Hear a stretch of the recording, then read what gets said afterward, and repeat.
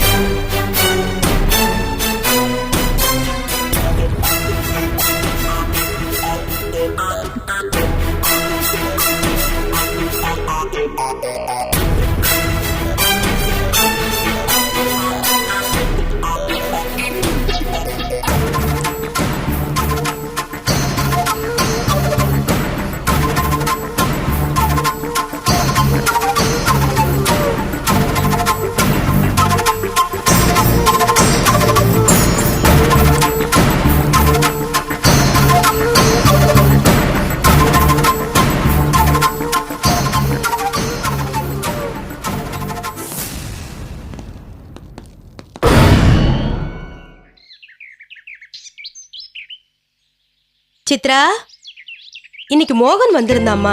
மோகன் அங்கிளா? என்ன விஷயமா வந்திருந்தாரு? சும்மா என்ன பார்த்து பேசிட்டு போகலாம்னு தான் வந்தான். ஓ அப்படியா? ஆமா, பிரவீனும் வந்திருந்தான். ஓ ரியலி? பிரவீனை பார்த்து எவ்வளவு நாளாச்சு. அங்கிள் கிட்ட சொன்னீங்களாமா நான் இருக்கும்போது அவனை கூட்டிட்டு வர சொல்லி? அவனே சொன்னாமா, சித்ரா வீட்ல இருப்பான்னு தான் வந்தேன், இன்னொரு நாள் கண்டிப்பா பிரவீனை கூட்டிட்டு வரேன், அவனு கேட்டுக்கிட்டே இருந்தான்னு.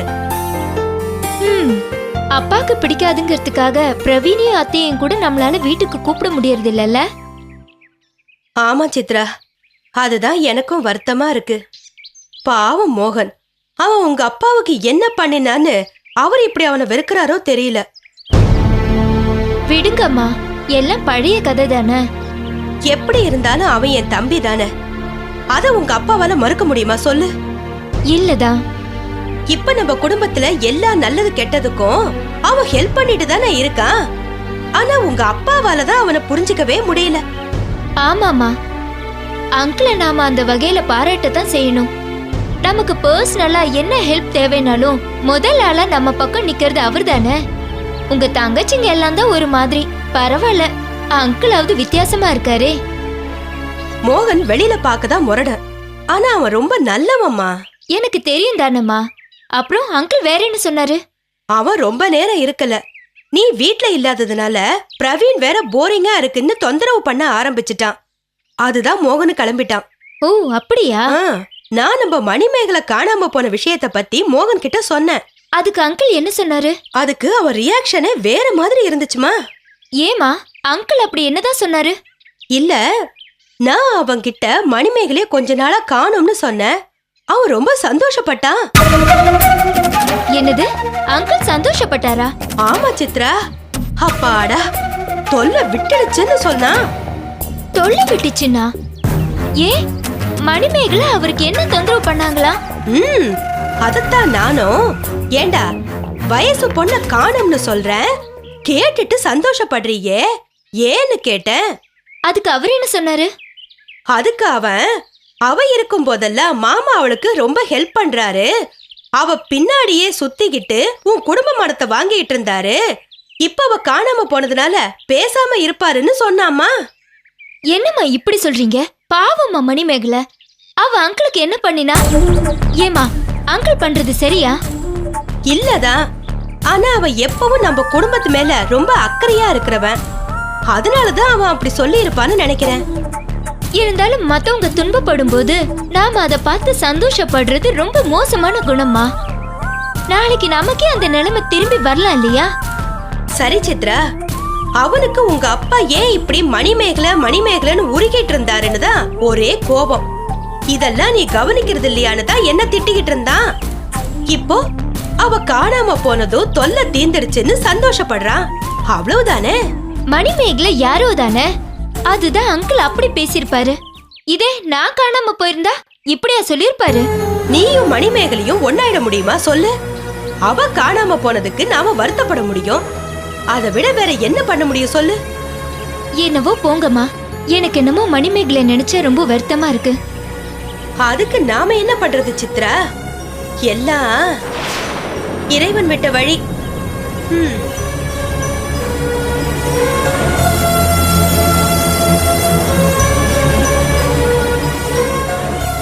மோகன் அங்கிள் ஏன் மணிமேகலை காணாம போன விஷயத்துல சந்தோஷப்படணும்? ஒருவேளை அதுக்கும் அங்கிளுக்கும் ஏதாவது சம்பந்தம் இருக்குமோ?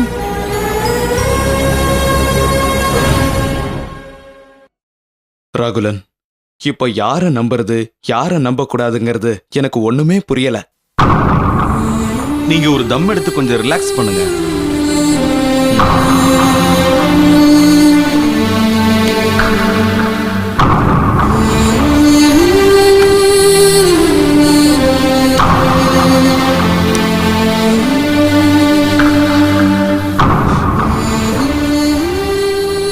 சரி, இந்த ஆளதுக்கு என் கூட பேசணும்னு கூட்டிகிட்டு வந்த?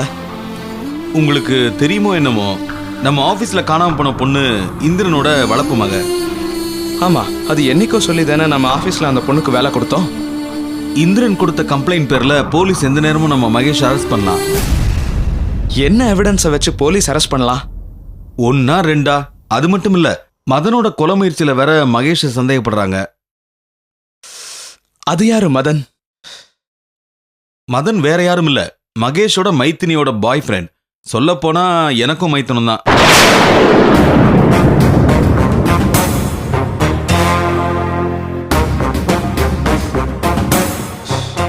என்னப்பா ராகுலன், எனக்கு ஒரே குழப்பமா இருக்கு.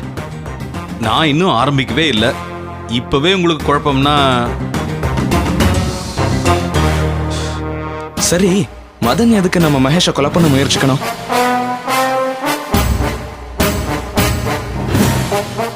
எல்லாம் அவன் மைத்தினி மேல உள்ள ஆசை தான். மகேஷுக்கு கொஞ்சம் சபல புத்தி இருக்குன்னு எனக்கு நல்லாவே தெரியும். ஆனா கொலை செய்யற அளவுக்கு போவான்னு நான் நினைக்கல. இன்னொரு விஷயம், மகேஷ் உங்க பணத்தை கடத்தல்காரங்களுக்கு கொடுக்கவே இல்ல. அதுக்கு முன்னாடியே நீங்க தப்பிச்சு வந்துட்டீங்க. அதுக்கு சாட்சி நம்ம ரகுவும் டேவிட்டும். உண்மையா ரகு? ஆமா மிஸ்டர் விடிஎம். பேங்க்ல இருந்து பணத்தை கொஞ்சம் கொஞ்சமா எடுத்துக்கிட்டு இருந்ததை நாங்க 2 பேருமே கவனிச்சோம். எப்படி தெரியும் அவன் அந்த பணத்தை கொடுக்கலன்னு? மகேஷ் ஒரு நாள் கடத்தல்காரங்க கிட்ட நாளைக்கே பணம் தரேன்னு பேசிக்கிட்டு இருந்தான். ஆனா அதுக்கு முன்னாடியே நீங்க அவங்க கிட்ட இருந்து தப்பிச்சு வந்துட்டீங்க. அது எப்படி உனக்கு தெரியும்? உங்க போன் கால் வந்ததும் மகேஷ் உடனே புறப்பட்டு வந்தான். அப்போ ஒரு குட் நியூஸ், நம்ம விடிஎம் வந்துட்டாருன்னு சொல்லிட்டு வேற போனான். இப்போ மகேஷுக்கு பிசினஸ் வாங்க எப்படி பணம் வந்ததுன்னு உங்களுக்கு புரிஞ்சிருக்கணும். விடிஎம் சார், மகேஷ் மேல நீங்க ரொம்ப மரியாதை வச்சிருந்தீங்க. நாங்க எப்படி அவன் ஆபீஸ்ல பண்ற தில்லுமுடுகளை உங்களுக்கு சொல்றதுன்னு தயங்கிக்கிட்டு இருந்தோம். ராஸ்கல், என் கூட சேர்ந்து இருந்து எனக்கு குழி பறிச்சுட்டானே. அதுக்காக நாமும் அவனை மாதிரி பண்ணக்கூடாது விட்டியம் சார். இல்ல ராகுலன், அவனை நான் சும்மா விட மாட்டேன். அது மட்டும் இல்ல, நிச்சயமா அவனுக்கும் அந்த கடத்தல்காரங்களுக்கும் ஏதோ சம்பந்தம் இருக்கு. அதுக்காக நீங்க என்ன பண்ண போறீங்க? அதான் யோசிச்சுட்டு இருக்கேன். ஏன் விட்டியம் சார், நீங்க உங்க பணத்தை மகேஷ் கையாடல் பண்ணிட்டான்னு ஒரு கம்ப்ளைண்ட் கொடுத்தீங்கன்னா தான் என்ன? வேணா ராகுலன், அந்த பணத்தை பத்தி நான் பேசவே முடியாது. அப்போ இப்படி பண்ணா என்ன? எப்படி? மகேஷ் உங்க பணத்துல மெஷின்ஸ் வாங்கும்போது நிறைய பணம் கையாடல் பண்ணிருக்கான். அதுக்கு ஆதாரம் மிஸ்டர் ரகு கிட்ட இருக்கு. அப்படியா ரகு? Very good.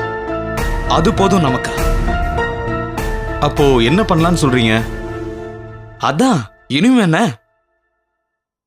என் பேர்லயே அவன் மேல ஒரு கம்ப்ளைண்ட் கொடுத்துரு. மீதியை நான் பாத்துக்கிறேன். Thanks mister VDM. எனக்கு இப்பதான் நிம்மதியா இருக்கு. மகேஷ் உங்களுக்கு ரொம்ப வேண்டியவனா இருந்தோம் தப்பு பண்ணிட்டாங்கிறதுக்காக தயங்காம அவனை காட்டி கொடுக்க சொன்னீங்களே, அது போதும். உங்க நேர்மையை நான் பாராட்டுறேன். நல்லா இருப்பீங்க. பாத்தீங்களா ராகுலன் சார், நான் அப்பவே சொல்லல மிஸ்டர் விடிஎம் நேர்மையின் பிம்பம்னு. சரி மிஸ்டர் ரகு, இனியும் நீங்க நேரத்தை வீணடிக்காம முத வேலையை அந்த டாக்குமெண்ட்ஸை போலீஸ்ல காட்டி கம்ப்ளைண்ட் ஒன்று போட்டுடுங்க. Okay sir.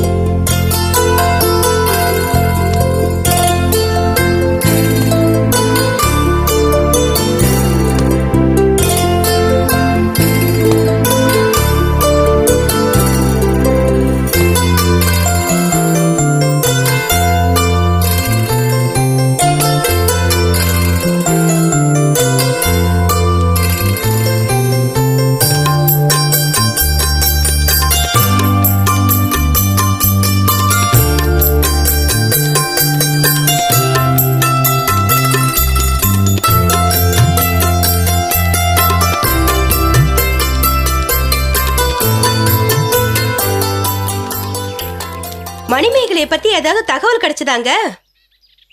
ஏன் நீ மணிமேகலையை பத்தி கவலைப்படுற? பாவங்க அந்த பொண்ணு.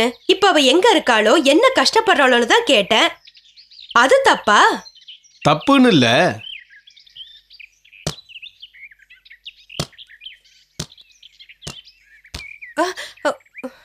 ஆனா மனசுல ஒண்ணு வச்சுக்கிட்டு வெளியே ஒண்ணு பேசி பழகுற பாரு, அதான் தப்பு. நீங்க என்ன பேசுறீங்கன்னு புரியல. நானா அப்படி பேச பழகிட்டேன்? நீங்க எதை வச்சு சொல்றீங்க? இல்ல, ஒரு நாட்டுல சண்டைன்னா அதனால நன்மை அடையறவங்க ரொம்ப பேருன்னா அது ஒரு நாளும் முடிவுக்கு வராது. அது போலதான் நம்ம மணிமேகலை காணாம போனதுல இருந்து ரொம்ப பேருக்கு நன்மைன்னா எப்படி மணிமேகலை திரும்ப கிடைப்பா சொல்லு? ஏங்க, நீங்க பேசுறத பார்த்தா மணிமேகலை காணாம போனது எனக்கு சந்தோஷங்கிற மாதிரில சொல்றீங்க. இல்லைன்னு சொல்றியா? சத்தியமா நான் அப்படி நினைக்கலைங்க. நான் இப்பவும் அந்த பொண்ணு கிடைக்க மாட்டாளான்னு வேண்டாத தெய்வம் இல்லைங்க. அப்போ மணிமேகலை நீ ஒரு தொல்லையாவே நினைக்கலையா? சத்தியமா நினைக்கலைங்க. பொய் சொல்லாத விஜயா. நீயும் மோகனும் எவ்வளவு சந்தோஷப்பட்டிருக்கீங்கன்னு உன் வாயால சொன்னதை என் காதாலேயே கேட்டேன். எப்ப கேட்டீங்க? ஓஹோ, நான் எப்போ கேட்டேன்னு தான் உன் கவலையாக்கும். நீ எப்ப பேசுனேன்னு மட்டும் உனக்கு மறந்துடுச்சாக்கும். எனக்கு நீங்க பேசுறது புரியலைங்க. உண்மையை சொல்லு விஜயா. நீ மோகன் கிட்ட போய் மணிமேகலை காணாம போயிட்டான்னு சொல்லி சந்தோஷப்படல? நான் சந்தோஷப்படலைங்க. ஆனா பேச்சுவாக்குல மோகன் கிட்ட மணிமேகலை காணாம போற விஷயத்த பத்தி சொன்னது என்னவோ உண்மைதான். அதுக்கு அவன் என்ன சொன்னான்? ரொம்ப வருத்தப்பட்டாங்க. ஆமா, ஆடு நனையுதேன்னு ஓனாய் அழுதுச்சான். வர வர உனக்கும் பொய் பேசுறதுன்னா அல்வா சாப்பிடுற போல வந்துருச்சு இல்லையா? நான் ஒண்ணு பொய் பேசலைங்க. அப்போ மோகனும் நீயும் பேசுனத சித்ரா கிட்ட நீ சொல்லிக்கிட்டு இருக்கலையா?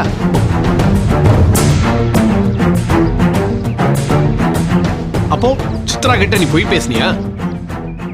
இல்லைங்க, ஏதோ மோகன் எங்க குடும்பத்து பேரு போய்கிட்டு இருக்கேங்கிற ஆதங்கத்துல அப்படி சொன்னானே தவிர அவன் உள் மனசுல இருந்து அது வரலைங்க.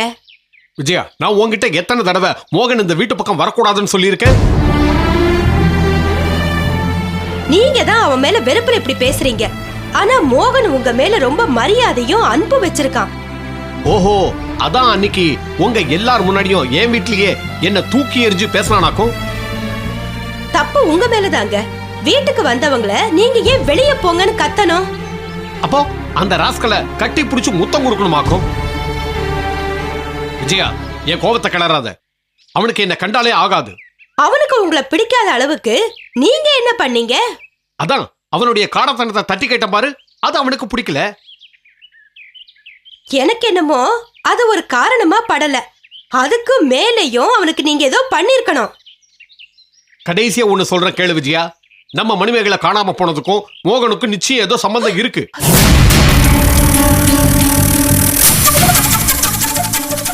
கடவுளே, மோகனுக்கு அந்த பொண்ணு யாருன்னு தெரியாதுங்க அப்படின்னு நீ நினைச்சுக்கிட்டு இருக்க.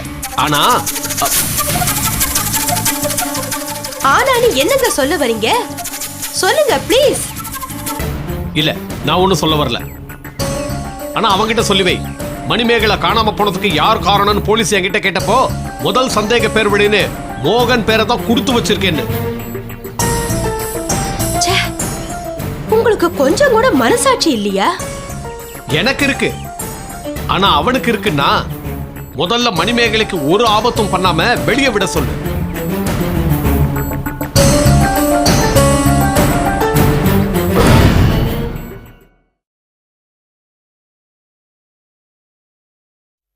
சரி, நீ என் கூட பேசுறது இல்லைன்னு முடிவெடுத்துட்டல.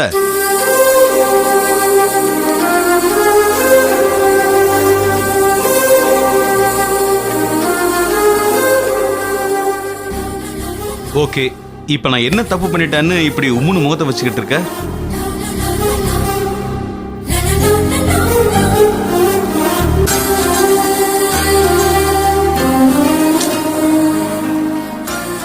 அதான் அந்த பொண்ணு வேற யாரும் இல்ல, அருணோட கேர்ள் ஃப்ரெண்ட் மாலா, அதாவது ஜெயமாலான்னு சொல்லிட்டேன்ல. அப்புறம் ஏன் பிடிவாதமா இருக்க ஷோபா? சொல்லு. நான் அத பத்திலாம் இப்ப கவலைப்படல. அப்போ என்னதான் கவலைன்னு சொல்லேன் ஷோபா. அதான் ஆயுதம் எடுத்தவன் ஆயுதத்தால தான் அழிவாங்கிறத உண்மையாக்கிட்டீங்களே.